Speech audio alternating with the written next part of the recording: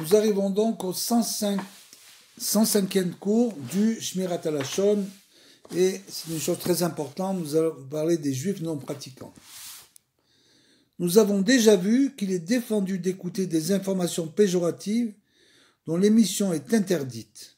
Étant donné qu'on n'a pas le droit de dire de Lashon Hara d'un juif non pratiquant, sauf d'un apicores, d'un hérétique, c'est des choses qui n'existent pratiquement plus de nos jours. C'est donc un hérétique, et on n'a pas non plus le droit d'en écouter. Nous avions vu que de nos jours, la plupart des juifs non pratiquants entraient dans la catégorie de Tinok Shenishba. Tinok Shenishba, vous le savez, c'est un enfant qui a été pris en captivité alors qu'il était jeune et qui n'a jamais su qu'il était juif. Il ne savait pas. Et en quelque sorte, tous les gens aujourd'hui qui sont non pratiquants, bien qu'ils sachent qu'ils sont juifs, et ça c'est une chose qui est pour nous difficile à comprendre, même s'ils habitent en Israël, ils vivent dans un entourage,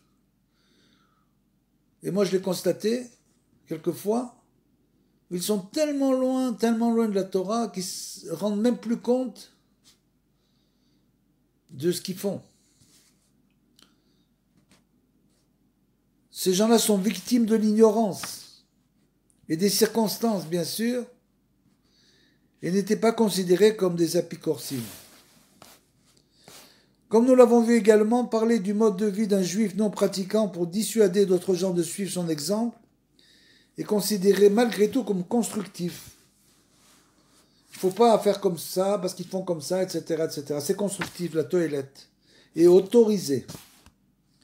Il est donc permis d'écouter ces propos-là, bien sûr, pour ne pas que nos enfants, Dieu préserve, tombent dans ce genre de travers, par exemple, de faire l'apologie sans arrêt de Chutz La'aretz alors qu'on vit en Israël. C'est un exemple. Que là-bas, il y a tellement de belles choses, etc. Et d'inciter comme ça les gens à aller en Chutz La'aretz, ça n'a strictement aucun intérêt. Donc il faut bien expliquer à l'enfant qu'il n'y a aucune toilette d'aller en Chutz La'aretz, à part pour les raisons autorisées bien sûr, mais pour faire un voyage d'agrément, on peut très bien faire le même voyage d'agrément exactement en Israël. C'est un exemple, bien sûr. De même, lorsque quelqu'un dénonce publiquement la mauvaise conduite d'une personne pour l'obliger à changer, il est permis de l'écouter, car il est impossible d'atteindre l'objectif visé si tout le monde choisit d'ignorer ses propos. Donc ça veut dire que quand une personne dénonce publiquement la mauvaise conduite d'une personne pour l'obliger à changer, mais en public, c'est permis de l'écouter, car il est impossible d'atteindre l'objectif visé si tout le monde choisit d'ignorer ses propos. C'est-à-dire que si ça touche personne, à ce moment-là, bien sûr, ça ne sert à rien. Mais si on voit que cette chose et la toilette a une importance pour changer les gens qui l'écoutent, alors on peut le dire, mais il faut faire aussi très attention à ce genre de choses, parce qu'on tombe très facilement après dans la haine de notre prochain. Tu aimeras ton prochain comme toi-même, comme on vient de dire. Donc c'est très difficile. Il faut toujours garder dans notre cœur, tu aimeras ton prochain comme toi-même. Chacun fait ce qu'il peut.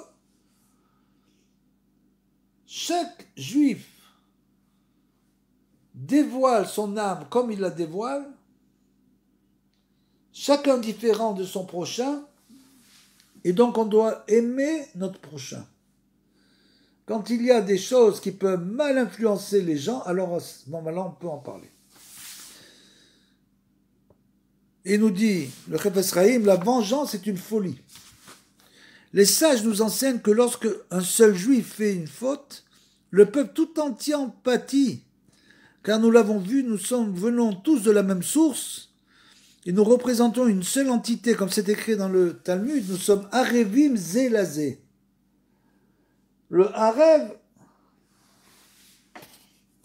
c'est le garant. Quand quelqu'un prend un prêt, il a par exemple, on lui demande un garant Dans le cas où on ne peut pas prêter le prêt, alors on va prendre l'argent au garant.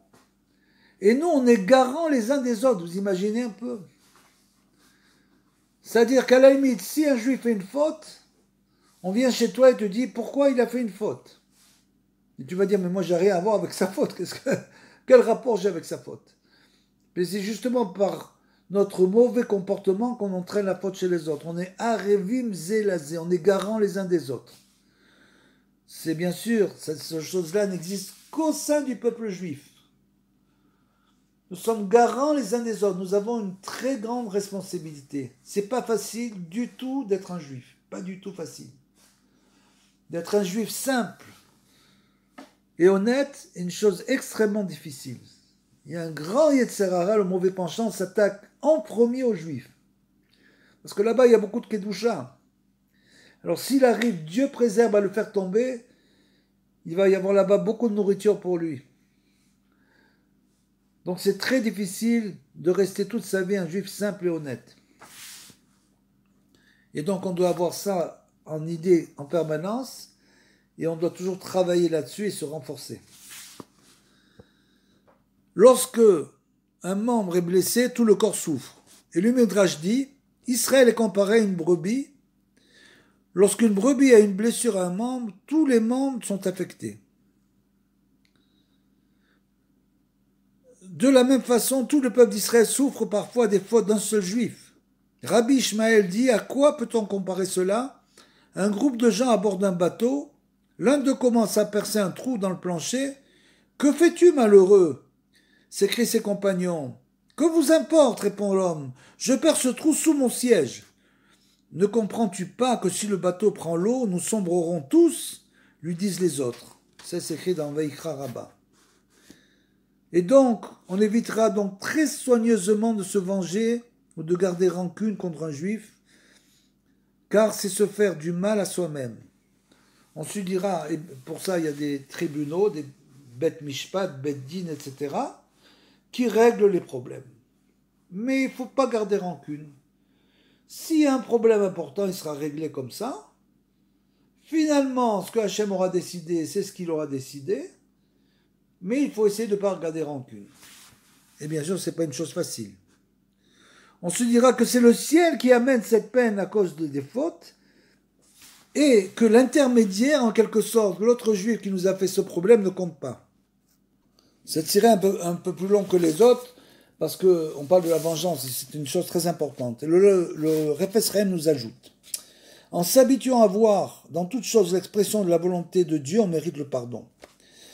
Il nous dit ici, le Sefer Achinour explique l'interdiction de se venger, écrit « Une des raisons de cette mitzvah, c'est de faire comprendre à l'homme que tout ce qui lui arrive, en bien ou en mal, vient de Dieu, car rien ne peut arriver qui ne dépende de sa volonté à Hachem. Par conséquent, lorsque quelqu'un nous blesse et nous contrarie, nous devons savoir que ce sont nos fautes qui sont la cause, et que c'est Dieu qui l'a décrété. Bien sûr, comme on l'a dit auparavant, si quelqu'un vient te contrarier chaque fois qu'il te voit, c'est évident qu'on doit lui dire « Pourquoi tu te comportes comme ça ?» Si ça le vexe, c'est son problème. Il faut quand même pas tomber dans la bêtise. Si ça arrive de manière occasionnelle et qu'il y a un incident, alors bien sûr, à ce moment-là, on doit passer outre. On ne se laissera pas donc emporter par le désir de vengeance, car ce n'est pas cet intermédiaire qui a réellement causé notre peine. Ce sont nos fautes, en fait. Il n'en reste pas moins que celui qui inflige cette souffrance ou cette peine le fait de son libre choix et qui devra rendre des comptes de ses actes. Bien sûr, celui-là qui contrarie l'autre devra rendre des comptes de ses actes. Donc, si ça se répète, comme je l'ai dit, il faut lui dire pour qu'il arrête. Parce qu'on lui fait une tova en lui disant « Tu te comportes pas bien », on lui fait une grande tova. Parce qu'à ce moment-là, il va comprendre, il va s'arrêter. Ou par peur, ou pour d'autres raisons. Mais tu lui montres que ça ne te plaît pas. Et là, tu lui rends un service. Et ce fut l'attitude de David lorsqu'Ishaï ben Tserouya exprima le désir de se venger de Shimi ben Gera qu'il avait maudit. Après avoir interdit à Avishai d'intervenir, David lui expliqua, Hachem lui a dit, c'est-à-dire lui a permis, maudit, il lui a dit comme ça c'est écrit dans Shmuel. Il lui a dit maudit. Et nos sages expliquent que c'est ce que fit mériter à David d'être un des piliers du char divin.